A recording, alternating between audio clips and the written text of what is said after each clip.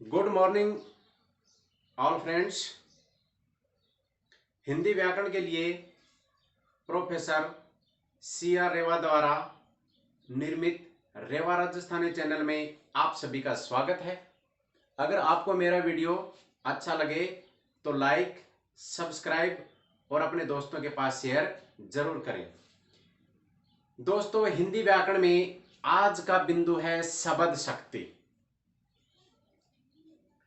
देखिए,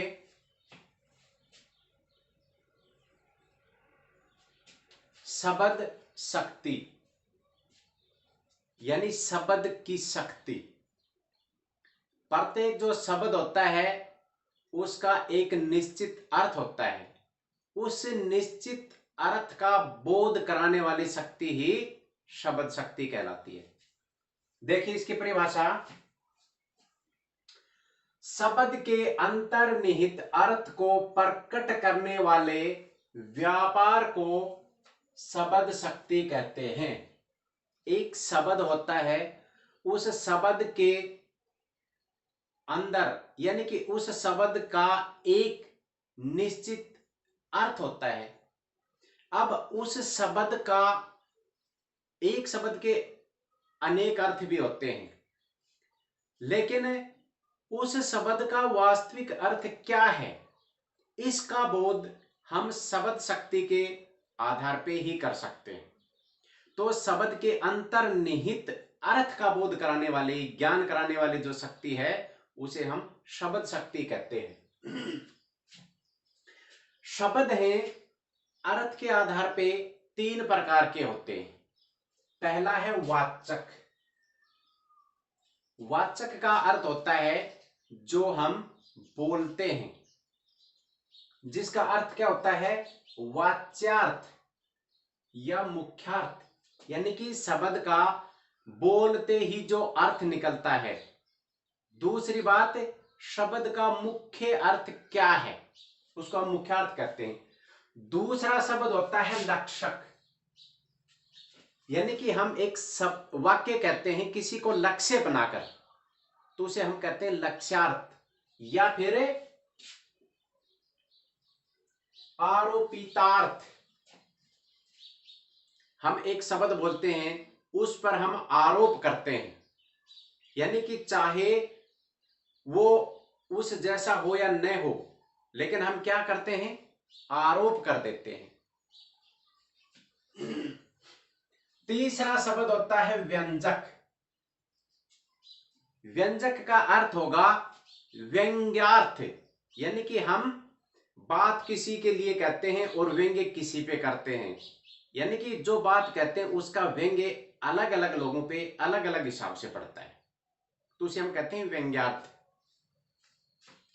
शब्द और अर्थ के संबंध के अनुसार शब्द शक्ति के तीन भेद होते हैं, यानी शब्द का अर्थ और उसका संबंध, उसके आधार पर शब्द के यानी कि शब्द के तीन भेद होते हैं, जिन्हें हम शब्द शक्ति कहते हैं। और शब्द शक्ति के भी तीन ही भेद होते हैं। कौन कौन से होते हैं?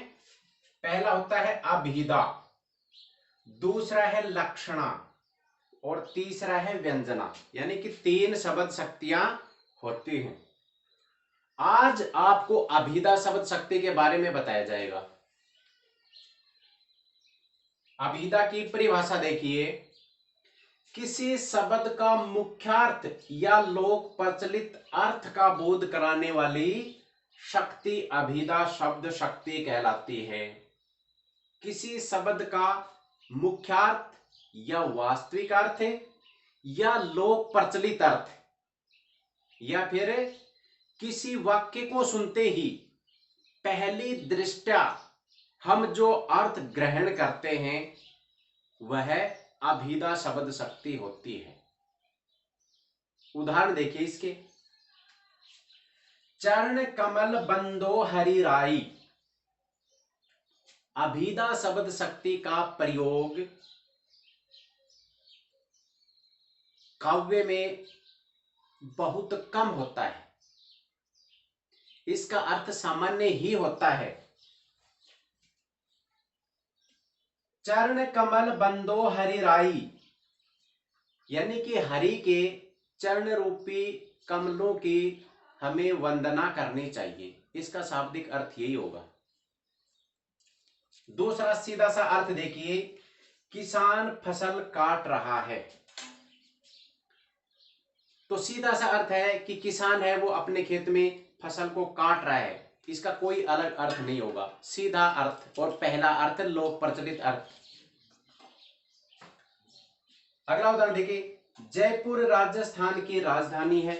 भारत का एक राज्य है राजस्थान, और राजस्थान की जो राजधानी है वो जयपुर है। इसमें कोई संशय नहीं है, सीधा सा अर्थ है। अगला उदाहरण, अध्यापक विद्यार्थियों को पढ़ा रहा है। अध्यापक है, विद्यार्थी बैठे हुए हैं और वो उनको पढ़ा रहा है। सीधा, यानी कि सीधा और लोक प्रचलित अर्थ जिस वाक्य का होता है वह अभिधा शब्द शक्ति होती है। दोस्तों, कल आपको लक्षणा शब्द शक्ति करवाई जाएगी। आज इतना ही। गुड मॉर्निंग, धन्यवाद, जय भीम, जय भारत।